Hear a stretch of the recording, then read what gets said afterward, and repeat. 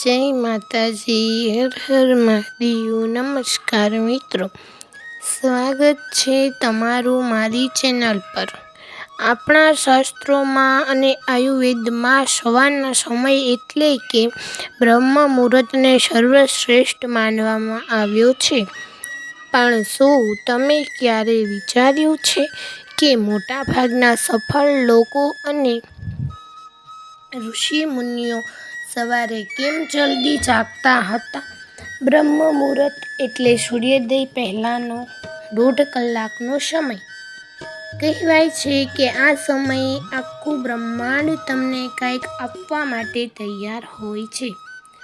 આજના વિડીયોમાં આપણે જાણીશું કે જો તમે રોજ બ્રહ્મ મુહૂર્તમાં જાગો છો તો તમારા જીવનમાં કેવા ચમત્કારી ફેરફાર આવે છે. મિત્રો, બ્રહ્મ મુહૂર્તનો અર્થ એ છે પરમાત્માનો સમય. આ સમયે વાતાવરણમાં ઓક્સિજનનું પ્રમાણ સૌથી વધુ હોય છે અને પ્રદૂષણ શૂન્ય હોય છે.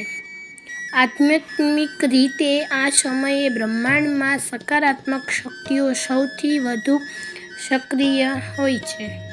જો તમે આ સમયે જાગીને પ્રભુનું સ્મરણ કરો છો કે ધ્યાન કરો છો તો તમારી પ્રાર્થના સીધી પરમાત્મા સુધી પહોંચે છે. આ સમયે તમારું મન એકદમ શાંત હોય છે, જેના કારણે એકાગ્રતા વધે છે.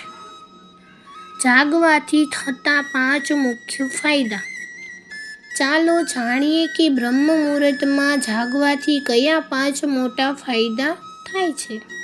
બુદ્ધિ અને યાદદાસ્ત શક્તિમાં વધારો થાય છે.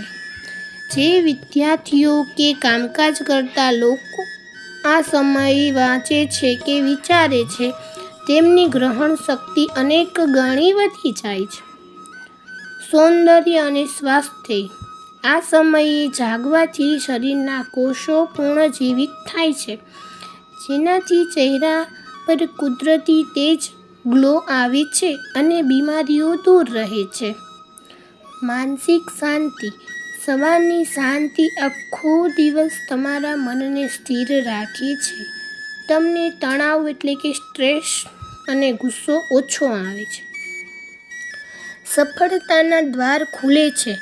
સવારે જલ્દી જાગવાથી તમને બીજા કરતાં 2-3 કલાકનો વધારાનો સમય મળે છે, જે તમને તમારા લક્ષ્ય સુધી પહોંચવામાં મદદ કરે છે. 5મો સંકેત. ઈશ્વરીય સંકેતો. કહેવાય છે કે બ્રહ્મ મુહૂર્તમાં જાગનાર વ્યક્તિને ઈશ્વરના સંકેતો અને નવી પ્રેરણાઓ જલ્દી મળે છે. શું કરવું જોઈએ? જો તમે પણ તમારા જીવનમાં પરિવર્તન લાવવા માંગતા હોય તો આવતીકાલથી જ આ શરૂ કરો. બ્રહ્મ મુહૂર્તમાં જાગ્યા પછી હથેળીના દર્શન કરો અને કરાગે વસતે લક્ષ્મીનો મંત્રનો જાપ કરો. થોડીવાર મૌન રહીને મેડિટેશન કરો. તમારા ઈષ્ટદેવનું સ્મરણ કરો. આખા દિવસનું આયોજન કરો. મિત્રો, ઊંઘ તો આખી દુનિયા લે છે, પણ જે બ્રહ્મ મુહૂર્તમાં જાગે છે તે જ ઇતિહાસ રચે છે. જો તમે પણ આવતીકાલથી બ્રહ્મ મુહૂર્તમાં જાગવાનો સંકલ્પ લેતા હો તો કોમેન્ટમાં હર હર મહાદેવ કે જય શ્રી કૃષ્ણ જરૂર લખજો. આશા રાખું છું કે આ માહિતી તમારા જીવનમાં નવો ઉજાસ લાવશે. વિડીયો ગમ્યો હોય તો લાઈક કરજો અને શેર કરજો. ધન્યવાદ.